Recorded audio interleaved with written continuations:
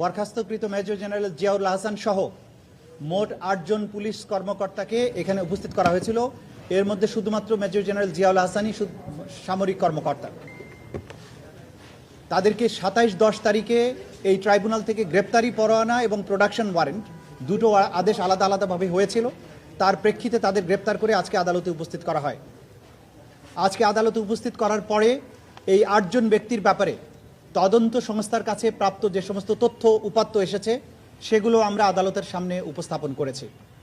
চৌধুরী আবদুল্লাহ আল মামুন সাহেব জুলাই আগস্টের সময়ে বাংলাদেশের পুলিশের মহাপরিদর্শক হিসাবে ছিলেন, পুলিশ বাহিনীর সুপ্রিম কমান্ডার ছিলেন।